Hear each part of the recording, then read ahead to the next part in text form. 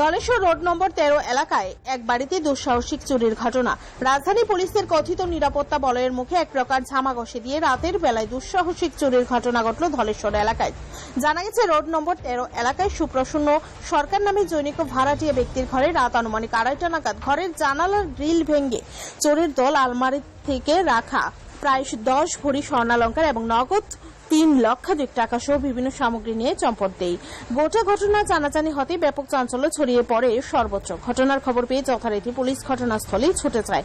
এখন দেখার বিষয়, আদতে পুলিশ এই চুরি কাণ্ডের কোনো কুল কিনারা করতে পারেন নাকি বাকি চুরি কাণ্ডগুলোর মতো এই ঘটনারও ফাইল চাপা পড়ে যায়। আমার বলতে কাউকে চুরি হয় তার দৌরান আমার বিশেষ ছেলে আছে ওই দৌরান 3:30টার সময় জাগানো হয়। তখন যখন এগুলো আসে তখন থেকে এই অবস্থা থেকে দরজা দিয়ে লক ছিল, বন্ধ করা আছে। তখন ছেলেকে বললো যে এই দরজা বন্ধ করছে। ছেলে বললো আমি তো ঘুমিয়েছিলাম, বন্ধ করে তখন যখন ঢুকলো তখন থেকে এই জ্বালানা মানে টোটাল তারপরে মালিক আমার মালিক ঘরের মালিক আমার জানানো হয়। কি জিনিস নিয়ে গেছে? বল নিয়ে গেলে 5 টাকা নিয়ে গেছে। কত টাকা এবং কত ভরি সোনা? 9 ভরি 9.5। আচ্ছা, টাকা 3 লাখ টাকা।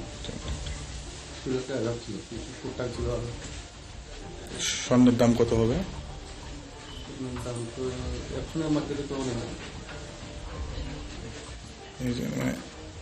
এই যে রাতের বেলা আপনার বাড়িতে চুরি হয়েছে, আগে কোন সময় এরকম? না, আমি তো আজকে এখানে বাড়াই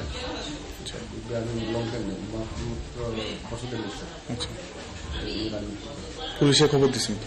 হ্যাঁ, আমার মালিকের বাড়ি মালিক পুলিশে পুলিশ ছিলাম। পুলিশ কি কইছে? পুলিশ তো ঠিক আছে, নাম্বার নিয়ে গেল, তারপরে গিয়ে সেটা সবকিছু টিকা নিয়ে গেল।